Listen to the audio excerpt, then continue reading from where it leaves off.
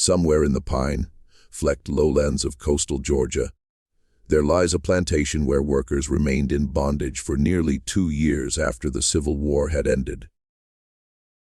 Not because they chose to stay, not because the law had overlooked them, but because the landowners had made a calculated choice, one that demanded secrecy, distance, and the ongoing complicity of every white authority figure within a 50-mile radius. When federal investigators finally arrived in the summer of 1866, they encountered what one officer described in his field report as an arrangement of deliberate design. He noted that its mechanics suggested premeditation at a scale this office has rarely encountered. The workers, men, women, and children, had been restrained not by chains, but by something far more effective, the total control of information. They had been told the war was still raging, that the Union had fallen, and that freedom for people like them would never come. The investigators' report was filed, stamped, cataloged, and then disappeared from public record for 83 years. What transpired on that property required nothing supernatural. No monsters, no curses, no inexplicable forces. What it demanded was something far more disturbing: men who understood human psychology well enough to construct a prison without walls. Before we continue with the story of Heartwell Plantation and the people held there, if you're new to this channel, please subscribe and turn on notifications. We explore the darkest, most forgotten corners of American history, and we want to hear from you. Drop a comment below and tell us where you're watching from. Knowing our audience's locations helps us uncover stories that resonate close to home. Because this story, this particular, meticulous human horror, should never have been forgotten. To grasp what happened at Heartwell Plantation, you must first understand the Georgia Low Country in 1863, when the Emancipation Proclamation was signed, and again in 1865, when the Confederacy collapsed. McIntosh County, Georgia, occupies a narrow coastal strip defined by salt marshes, tidal rivers, and an ancient, suffocating heat that settles in by April and doesn't lift until November. The county seat, Darien, had been burned to the ground in June 1863, not by Confederate forces, but by a regiment of black Union soldiers under Colonel James Montgomery, retaliating for the town's role in the coastal slave trade. By war's end, McIntosh County was, by nearly every measure, a broken place. Its white planter class had lost sons' property, and the economic foundation of their entire existence. Its black population, numbering well over 2,000 at the war's peak, had lived for generations within a social architecture that treated them as property, controlled their movements, regulated their speech, and systematically severed them from any information that might grant them leverage over their own lives. Heartwell Plantation was not the largest in the county. It spanned roughly 1,100 acres of workable land along the Altamaha River, cultivating long, staple cotton and modest rice in the tidal fields near the water's edge. Its owner in the war's final years was Cornelius Heartwell, third-generation steward of this particular Georgia tract. He was 51 in 1865. He had not served in the Confederate Army, citing a recurring lung condition that, depending on the account, either genuinely limited his stamina or was strategically deployed whenever conscription officers came through. He had 2 sons, Edmund, the elder, who died at Chickamauga in 1863, and Prentice, who returned from the war in April 1865 with a shattered left hand and a silence his mother, Cecilia, found more alarming than the injury itself. In the war's final weeks, as news of Confederate surrenders filtered down from Atlanta and up from Savannah, Cornelius Heartwell sat in his study and did what few men in his position dared. He thought clearly. He was not given to rage or denial. By the accounts of those who knew him professionally, he was methodical. the kind who kept immaculate financial records, read legal documents thoroughly, and anticipated problems before they arrived. And in those final weeks of April and May 1865, he anticipated a problem most of his neighbors were too grief-stricken or furious to properly consider labor. Heartwell then had approximately 63 enslaved workers living and laboring on his property. Some had been there for decades. Others were children and grandchildren of people his father had owned. They ranged from the very young to the elderly. A functioning multi-generational community whose entire existence revolved around the rhythms of Heartwell's fields. Heartwell's schedules, Heartwell's rules, and within weeks they would be free. What Cornelius Heartwell understood more acutely than his neighbors was that freedom was not simply a moral or philosophical condition. It was logistical. It required information. It required mobility, communication, and the ability to verify what you'd been told. And in the Georgia Low Country in spring 1865, for people systematically denied literacy, with no access to newspapers, no contact with federal officials, no way to move beyond the property without permission, freedom was not automatic. It had to reach you. And reaching you required that no one in your immediate world actively worked to prevent it. Cornelius Heartwell began that prevention immediately. He did not, as far as any record shows, share his specific strategy with his wife or apprentice. He worked quietly, swiftly, and with a patience that, in retrospect, makes the entire enterprise more disturbing, not less. In the second week of May 1865, approximately 1 week after the last significant Confederate surrender in the Deep South, Cornelius Heartwell gathered the plantation's workers at the edge of the main yard, the dusty, heat-soaked open space between the worker cabins and the barn complex. He had done this before, for planting schedules, disputes, and warnings. This time, he arrived with a letter in his hand. The letter was real, bearing a genuine seal, but it was not what he claimed. He told them the war had entered a new phase. Union forces had suffered a catastrophic defeat in Virginia, the details deliberately vague, and President Lincoln, facing political collapse, had suspended the Emancipation Proclamation as part of a temporary armistice. He told them the legal status of enslaved people in Confederate states remained unchanged. He told them anyone who left the property or contacted federal authorities would be violating existing law and would be returned by local sheriffs or Confederate Home Guard remnants still operating in the region to face punishment. He said all this calmly, letter in hand, held up but not passed around. None of it was true, but for the men and women standing in that brutal Georgia May heat, there was no mechanism to verify it. No newspapers. No federal presence within easy reach. The nearest town of any size, Darien, was still functionally devastated, and every white authority in their immediate world, the county sheriff, the local magistrate, neighboring plantation overseers, was, in ways Heartwell had already begun arranging, prepared to confirm his version if asked. The workers dispersed back to their cabins in silence. The next morning, they returned to the fields. What happened in the days immediately following is reconstructed primarily from testimonies collected by Freedmen's bureau agents in the fall of 1866. Testimonies themselves fragmentary, given by people who had endured sustained psychological pressure for over a year, and who, even in freedom, often struggled to reconstruct the exact sequence of what they'd been told and when. Yet across those testimonies, certain details repeat with enough consistency to suggest accuracy. One worker, a man in his late 30s named August Grover, the name he later chose, taken from the month of his effective liberation, described the gathering in terms that remained consistent across 2 interviews months apart. He said Cornelius Heartwell had spoken quietly, almost gently. No shouting, No threats, no visible weapons. The performance of authority was entirely procedural, a man with a document explaining a legal situation.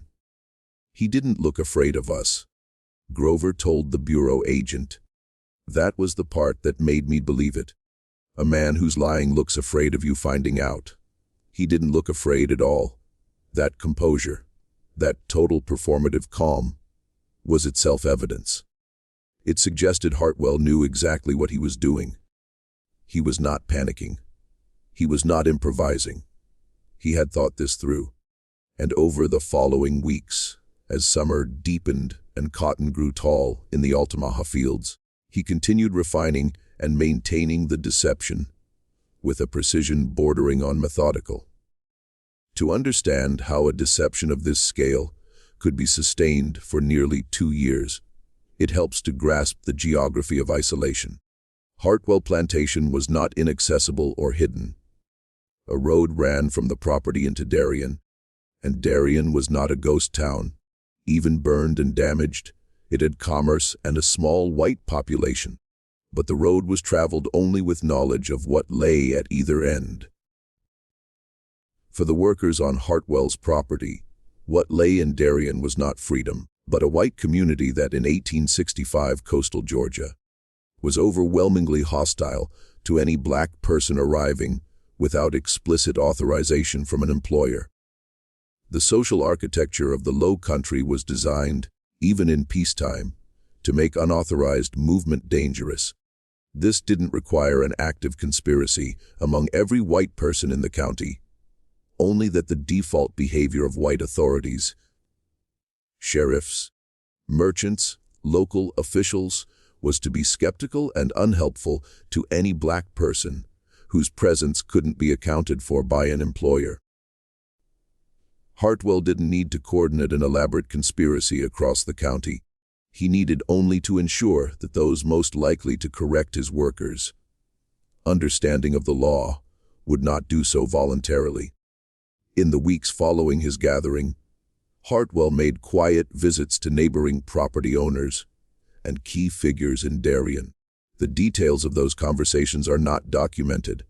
They couldn't be, given their purpose, but the outcomes can be inferred. When, over the summer and fall of 1865, several workers from Heartwell's property made cautious attempts to gather information, approaching a neighboring farm, speaking to a worker from another property, who sometimes passed on the road, they received confirmation of Heartwell's story, or at least enough ambiguity to prevent them from acting on their doubts. This ambiguity was not accidental. In a region where the planter class had, for generations, controlled information as a tool of social management, the instinct to support a neighbor's version over a black laborer's confusion was reflexive, not a moral decision. The social system produced cooperation without requiring Heartwell to explicitly solicit it. There was also the matter of the Freedmen's Bureau, established in March 1865 to assist formerly enslaved people in the transition to freedom. The Bureau had agents operating in Georgia by fall 1865, but its reach in rural coastal counties was severely limited by understaffing. The active hostility of local white officials who obstructed its work at every turn, and the simple physical reality that agents covering enormous territories could not visit every property, follow up on every rumor, or verify every report of labor irregularities. Heartwell was not on anyone's immediate list of concerns. In the meantime, life on the plantation continued in its established grooves, the early morning bell, the rows of cotton stretching to the tree line, the evening return to cabins, the meals over the same fires, the children playing in the same dust. The rhythms of coercion had been so thoroughly built into daily life that they didn't require constant enforcement. The system ran on momentum, on the accumulated weight of routine, on the reasonable assumption that the world outside the property was more dangerous than the world within it. But something was happening inside the cabins at night that Cornelius Heartwell had not fully anticipated. People were talking. Specifically, an older woman named Delphine Cray, known simply as Delphine among the workers. A woman in her late 50s born on the property, whose mother had died on it, had begun, quietly and carefully, to collect information. She could not read, but she was, by multiple accounts gathered later, a person of exceptional memory and analytical intelligence. She had listened to Heartwell's announcement with a particular kind of attention. The kind developed over decades of appearing invisible in the presence of white authority, using that invisibility to hear things not meant for her ears. What she noticed in the weeks following the announcement was a specific behavioral shift among the white household members.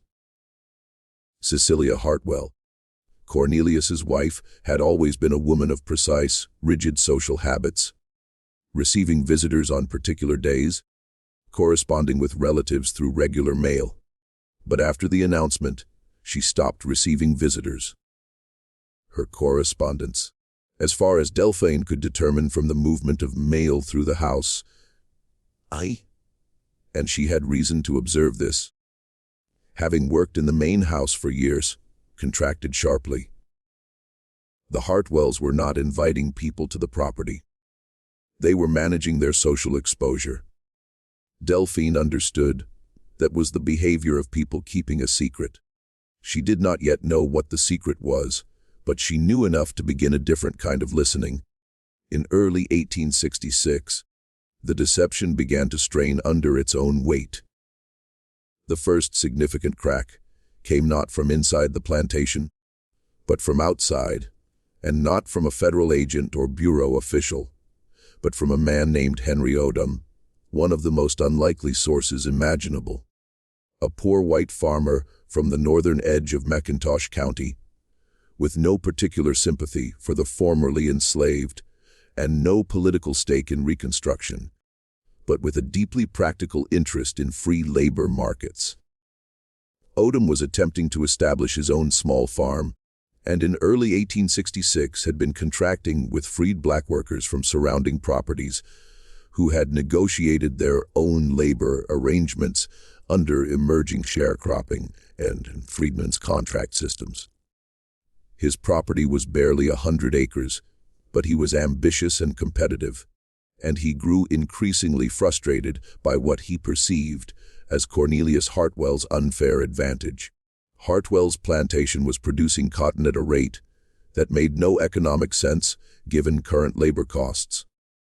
Odom understood numbers, and the numbers coming off Heartwell's property suggested a labor cost of effectively zero.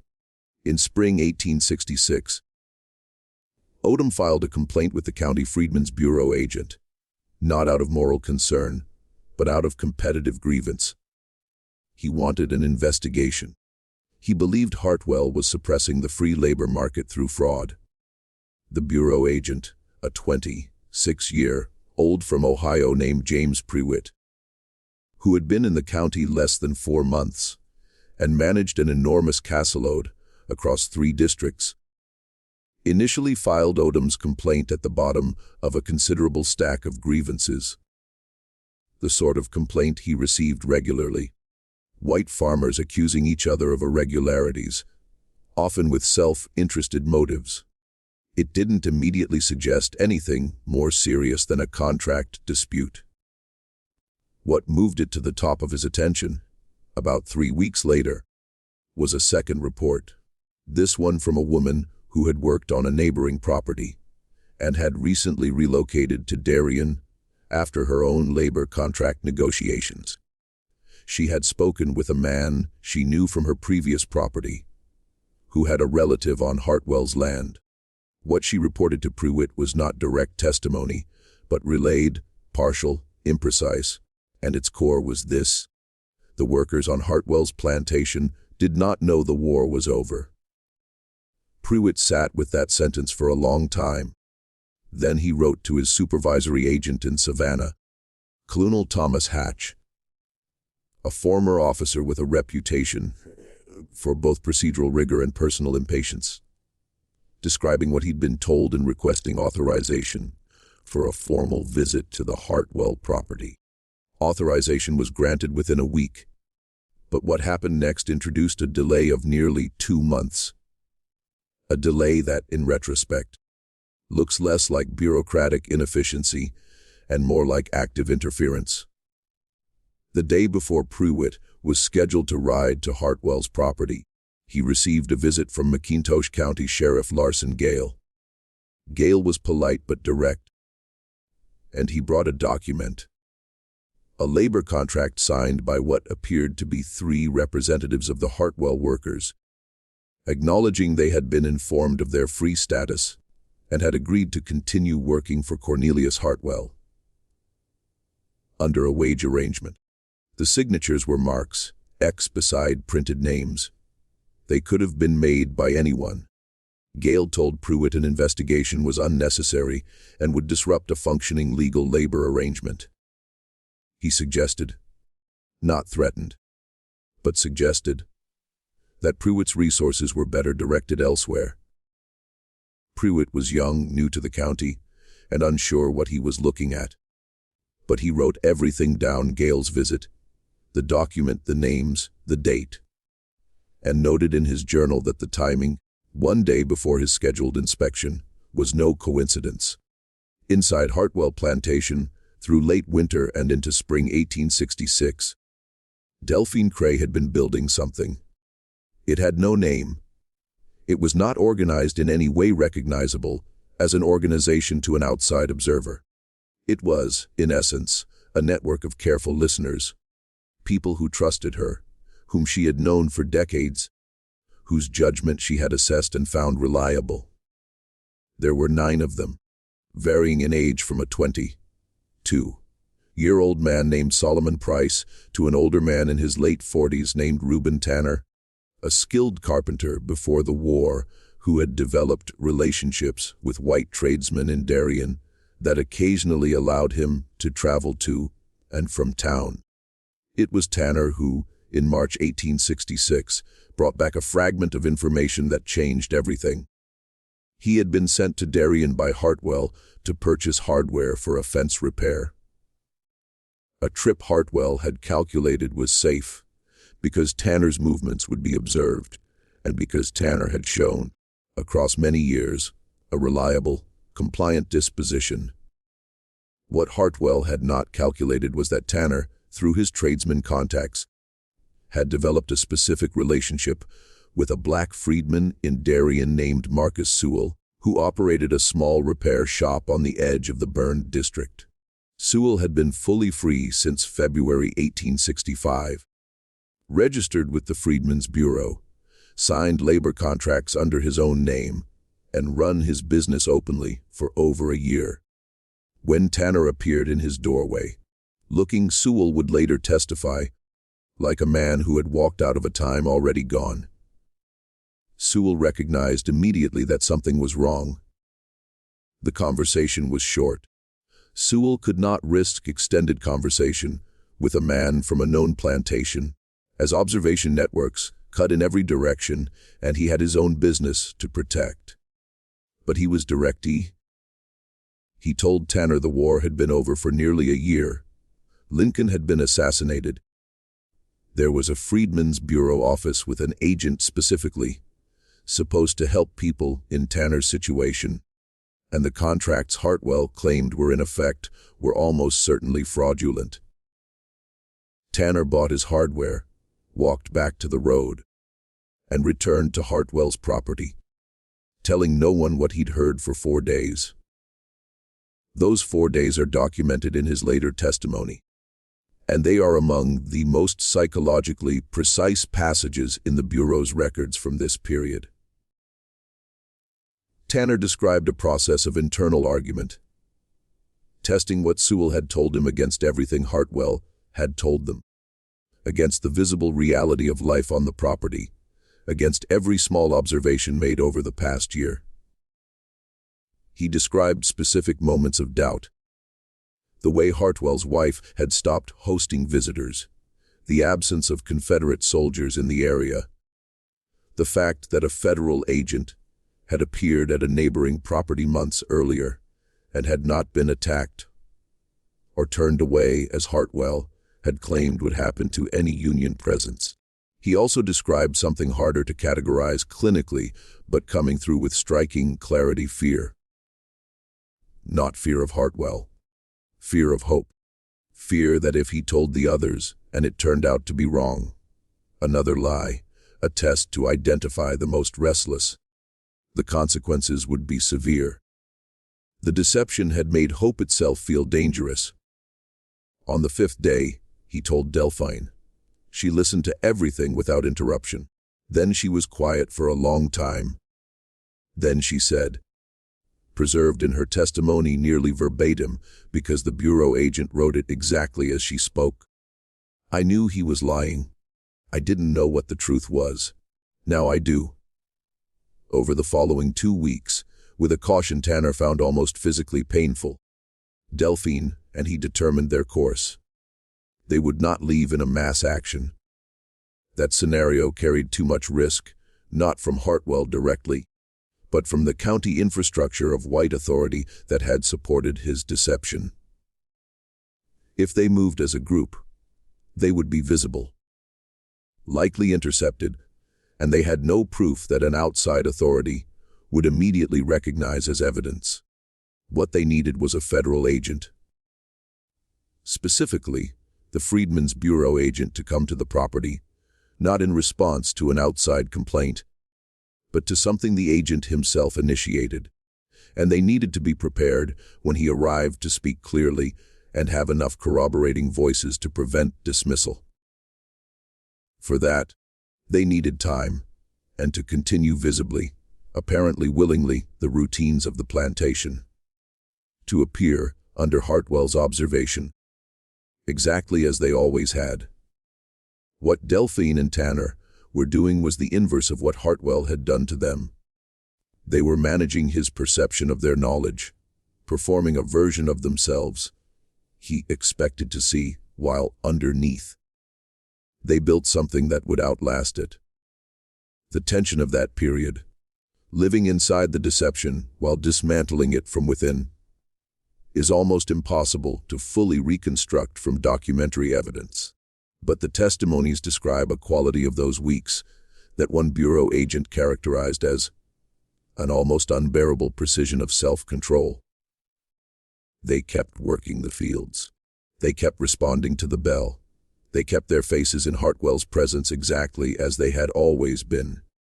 Then, in late May 1866, 2 things happened almost simultaneously. James Pruitt finally arranged a second inspection visit to the Heartwell property, this time without notifying the county sheriff in advance. And Cornelius Heartwell, who had maintained his composure for over a year, made his first mistake. The mistake was Prentice. In the 3 weeks before Pruitt's arrival, Prentice Heartwell had been drinking more than usual.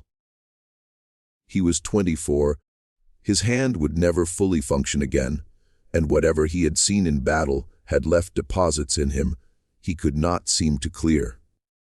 He had always been, by neighbors and family accounts, the less stable of the 2 sons, impulsive where Edmund had been steady, prone to emotional weather where Edmund had been calm. His father managed this by keeping him peripheral to operations, giving him tasks meaningful enough to occupy him but not consequential enough to endanger delicate arrangements. In the first week of June 1866, Prentice got drunk in the evening and walked to the worker cabins. He didn't intend to reveal anything. He wasn't carrying a confession, but a grievance, the whiskey-fueled grievance of a young man who had given something enormous and received nothing useful in return. He wanted someone to acknowledge that the world had been destroyed and rebuilt wrong. He wanted someone to listen without his father's composed, measured responses.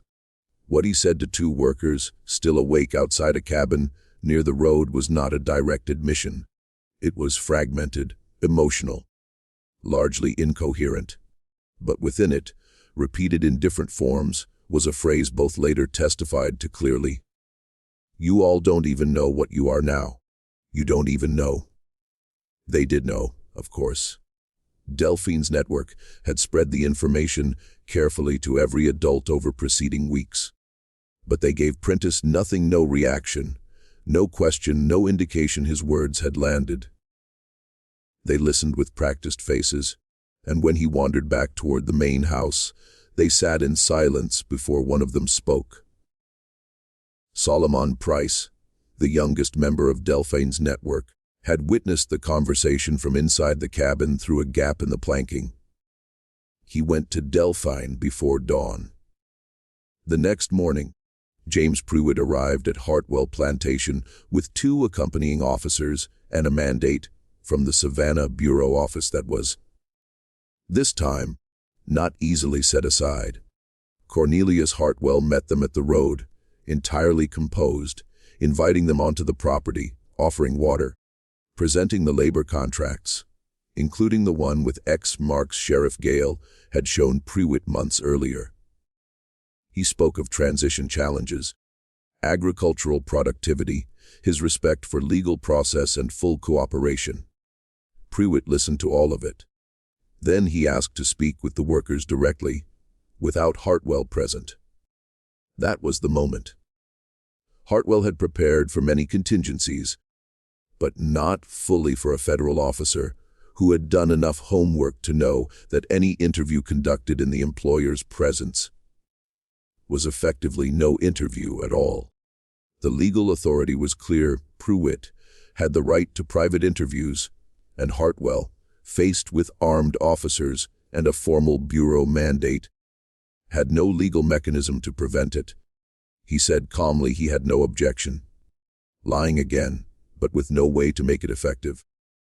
Pruitt conducted interviews throughout the day, beginning with workers selected at random from the fields. Within the first hour, the shape of what he was looking at became unmistakable. The workers, even those not part of Delphine's inner network, even those only recently given information through that quiet underground, gave him a consistent account, not through coordination, but because the truth, once confirmed, tends to organize itself clearly.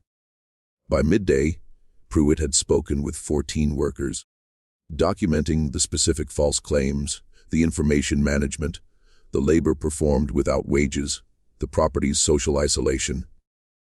In the afternoon, he asked for Delphine specifically.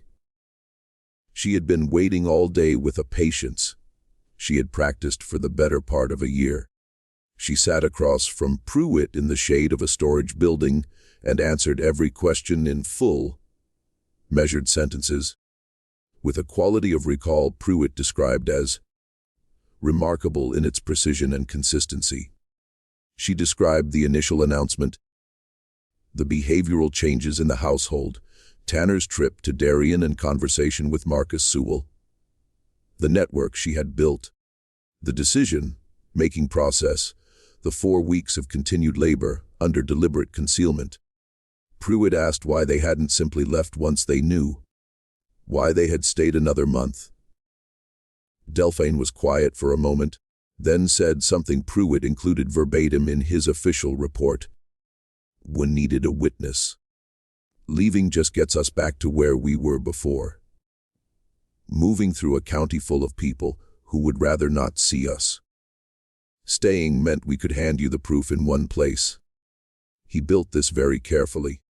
We needed to take it apart the same way." Pruitt sat with his notes that evening and wrote a 22-page preliminary report. He listed every worker interviewed, every false claim, cataloged the labor. Cotton harvested, fields worked, man-hours estimated, and calculated a substantial figure representing unpaid wages for approximately 63 workers over roughly 22 months. He also listed individuals he believed had knowingly supported the deception, including Sheriff Larson Gale, 2 neighboring property owners, and a magistrate whose role in confirming false legal claims had been described by multiple workers.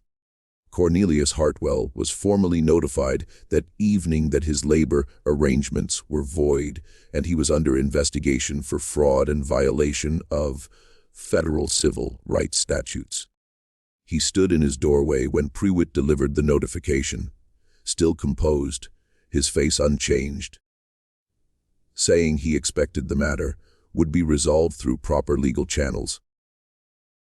He was wrong about what those channels would deliver, though he didn't know that yet.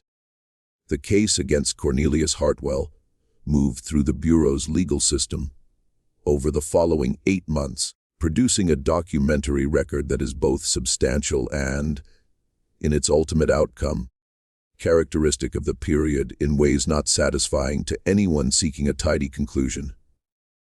What the investigation confirmed in full: for approximately 22 months after the Civil War, 63 men, women, and children had continued to labor on Heartwell Plantation under the sustained, deliberately maintained false belief that they were still legally enslaved. They had been held not by physical chains, but by systematic information management, deliberate withdrawal of news, false legal documents, and coordination with a social network of white authorities who, by active participation or complicit silence, ensured the truth could not reach them. The financial calculation, back wages owed, was never paid. This was not a failure of investigation. Prewitt's report was thorough, accepted, amplified by Colonel Hatch's office, and forwarded to the military authority governing Georgia's Reconstruction district. The case was real, the evidence real, the legal violations clear. What was not clear in 1866 to 1867 was who had authority to enforce remedies against a white Georgia landowner in a state whose political reconstruction was proceeding through layers of resistance, negotiation, and deliberate obstruction by state and local officials.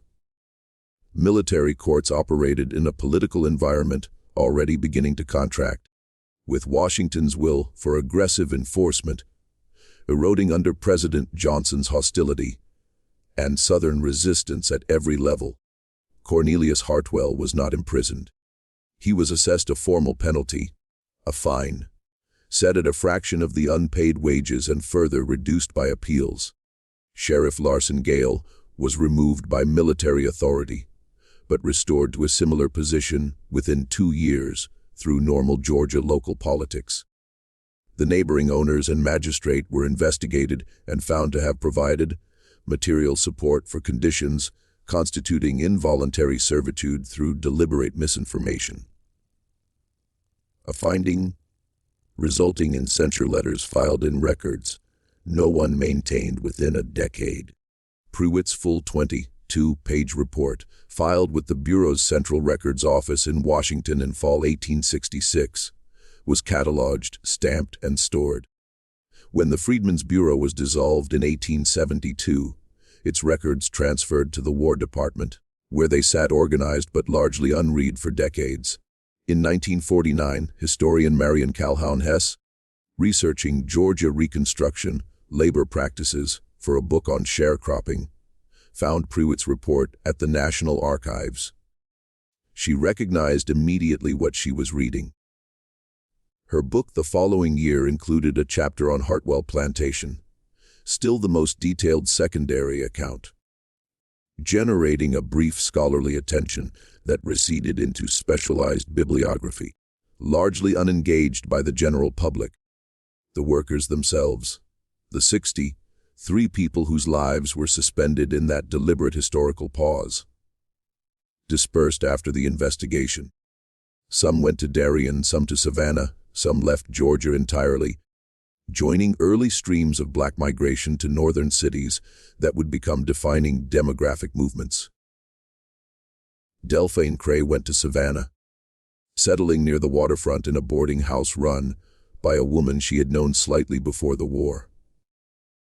She lived another 11 years, never learning to read, but by multiple accounts was a woman of formidable presence.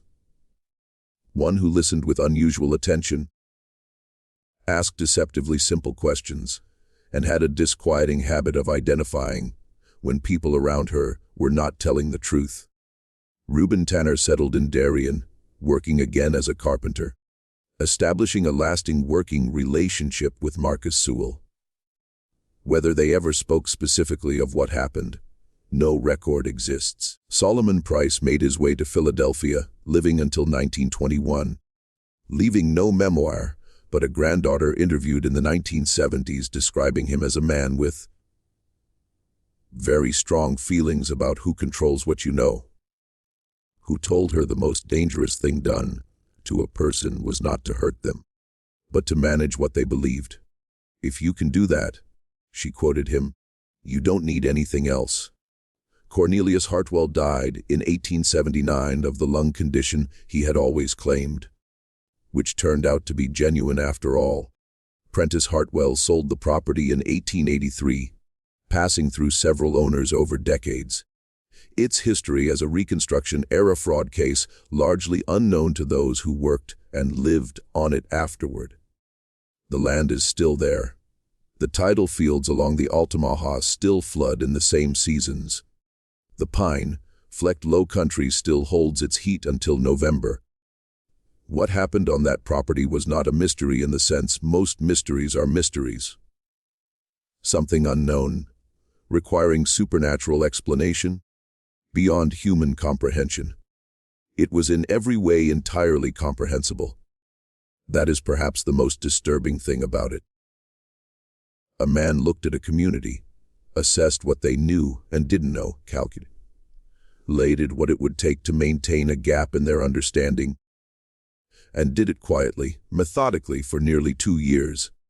And the machinery that made it possible, the social architecture of a post-war Southern county, the information isolation of a rural community, the institutional indifference that filed a federal report and lost it for 83 years, was not unique to Heartwell Plantation.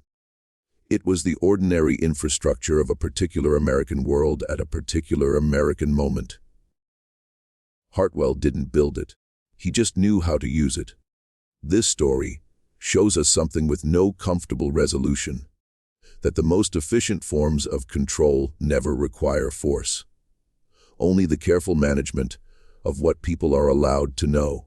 The chains that held those 63 people in place from May 1865 to June 1866 were made of nothing but information withheld with precision. What do you think of this story? Do you believe everything has been revealed, or are there layers even the investigators never fully uncovered? Leave your comment below. There are stories like this buried in every county of every southern state, and we want to find them. If this episode gave you chills, subscribe, hit the notification bell, and share it with someone who cares about the real history of this country. The parts that don't appear in textbooks. See you in the next video.